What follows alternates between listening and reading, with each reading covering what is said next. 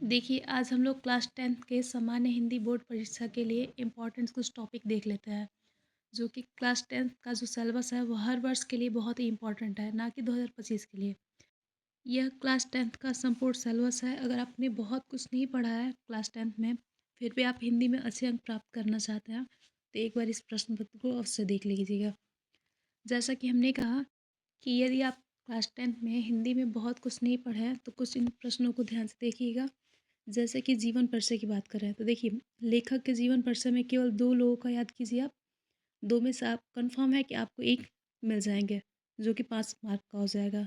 दूसरा है कवि, कवि का भी जीवन परिचय आपको अधिक याद नहीं करना है, केवल 2 लोगों का कीजिए और अल्टरनेट करके हर वर्ष यह पूछा जाता है।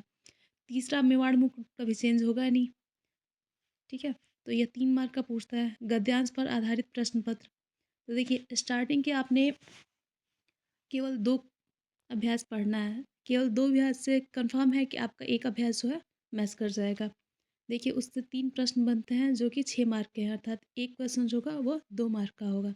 जिसमें से 1 क्वेश्चन आपको संदर्भ सहित व्याख्या लिखना होता है, तो संदर्भ 2 मार्क का आपका पूछता है।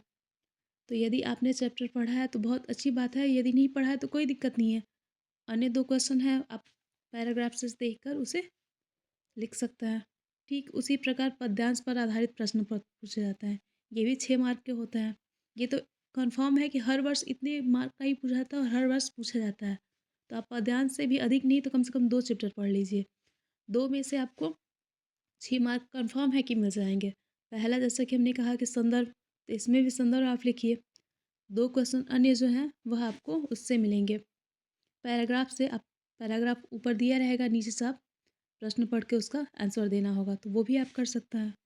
फिर अगला है संस्कृत गद्यांश का संदर्भ हिंदी अनुवाद, अर्थात यह 5 मार्क का आता है। इसमें भी संदर्भ लिखना है कि जो पैराग्राफ दिया गया है संस्कृत से, वह किस चैप्टर से है और उसकी व्याख्या करनी होती है, तो यह आपका 5 मार्क है।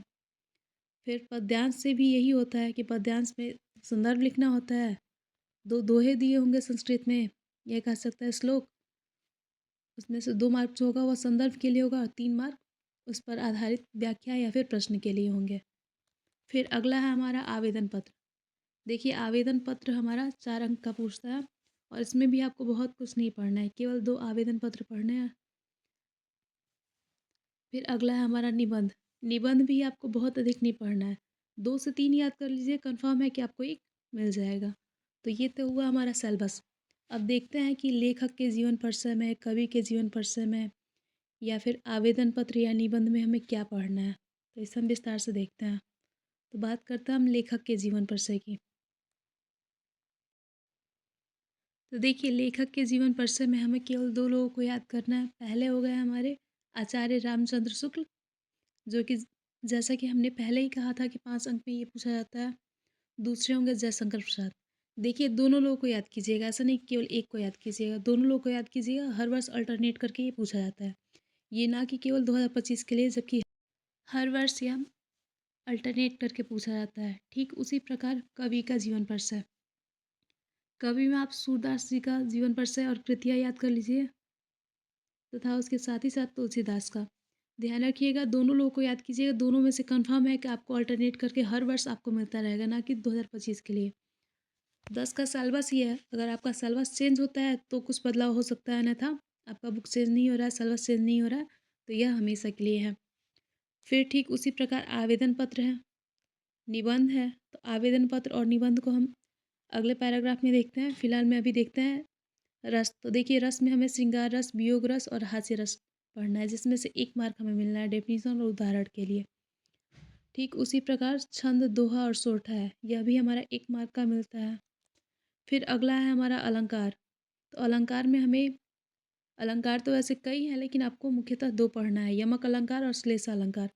और थोड़ा समय मिले तो उत्प्रेक्षा और रूपक अलंकार को देख लीजिएगा। हालांकि यमक अलंकार और श्लेष अलंकार बहुत अधिक बार पूछा गया है, तो यह इम्पॉर्टेंट है और यह केवल 2 मार्क का ही है। तो बहुत ज़्यादा ऐसा नहीं है कि आप इसको याद ही करें, समय है तो याद कर लीजिए, नहीं तो ऊपर देख ही सकते हैं आप।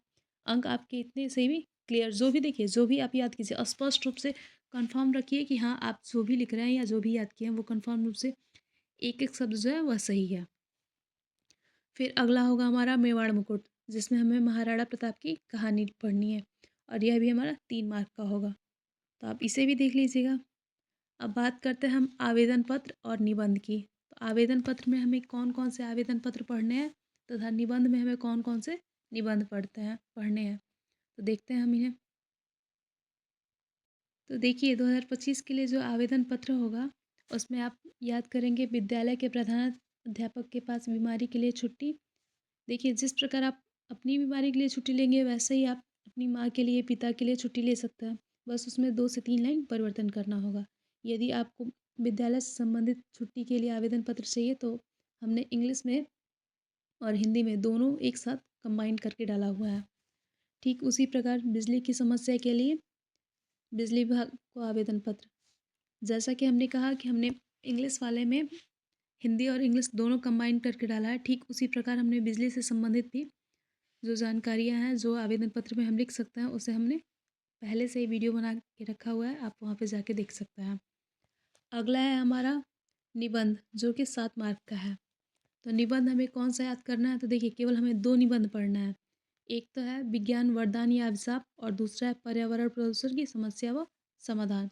देखिए ऐसा नहीं है कि कन्फर्म है कि मतलब आवेदन पत्र में परिवर्तन नहीं होगा। आवेदन पत्र में परिवर्तन हो सकता है, जैसा कि हमने कहा कि प्रधानाचार्य के पास बीमारी के लिए, ठीक उसी प्रकार खेल-कूद की व्यवस्था के लिए, विषय परिवर्तन के लिए आ सकता है। चूँकि इस वीडियो को हमने पहले ही बना लिया है, आवेदन पत्र से संबंधित हमने वीडियो पहले ही बना दिया है। अगर आपको कोई डाउट है तो आप वहाँ पे देख सकते हैं। अब अगला है हमारा बिजली विभाग की समस्या। तो देखिए इसी प्रश्न को अलग-अलग तरीके से जिला के लिए कह दिया जाएगा या अपने जिला निरीक्षक के पास कह दीजिए, या बिजली विभाग के लिए कहेगा, तो इसी प्रश्न को घुमा के पूछा जाता है। अगला हम बात करें निबंध की। तो देखिए विज्ञान वरदान या अभिशाप, अभी हमने केवल इंग्लिश में ही डाला है, जब इसका हिंदी रूपांतरण करेंगे तो उसे आप आगे पढ़ सकते हैं। अन्यथा हमने जहाँ पे इंग्लिश बनाया है वहीं पे उसका हिंदी बोल के हमने उसे डिफ़ाइन किया है, तो आप वहाँ से भी नोट कर सकते हैं। अगला है हमारा पर्यावरण प्रदूषण की समस्या व समाधान। इस पे भी हमने एक वीडियो ऑलरेडी बना के रखा हुआ है, आप जाके वहाँ पे देख सकते हैं। ये आगे आपको मिल सकता है। ठीक है? उम्मीद करते हैं आपको यह प्रश्न पत्र जो है हिंदी का अच्छे से समझ में आया होगा और आप इसे विस्तार रूप से लिखेंगे। देखिए किसी भी क्लास में अच्छे अंक प्राप्त करने के लिए कोई ज़रूरी नहीं है कि पूरे साल पढ़ें। पढ़ रहे हैं अच्छी बात है, और अधिक आपको मार्क मिलेंगे, लेकिन आप कम समय में भी अधिक अंक प्राप्त कर सकते हैं यदि आपको पता हो कि आपके प्रश्न पत्र में एग्जैक्ट पूछा क्या जाएगा और कितने मार्क का पूछा जाएगा। देखिए हम ये नहीं कह रहे कि आप 10 जीवन पर से याद किए हैं तो आप उन्हें मत कीजिए। आप कर सकते हैं, लेकिन अगर हमारा 2 से काम हो सकता है तो हमें 10 याद करने की आवश्यकता ही क्यों है? चाहे वह किसी के जीवन पर से हो गया या फिर आवेदन पत्र हुआ या फिर निबंध। हम 2 ही याद करें जिसमें से कन्फर्म हो कि मिल जाए। तो ठीक उसी प्रकार हमने यहाँ पे जो भी प्रश्न पत्र दिया गया है वो बहुत ही इम्पोर्टेंट छाँट कर दिया है, तो आप इसे अच्छे से पढ़ लीजिए, तो आप बहुत कम समय में बहुत अच्छे अंक से पास हो जाएँगे। उम्मीद करते हैं आपको वीडियो अच्छा लगा हो। धीरे-धीरे करके हम सभी विषयों का एक-एक करके प्रश्न पत्र डालेंगे।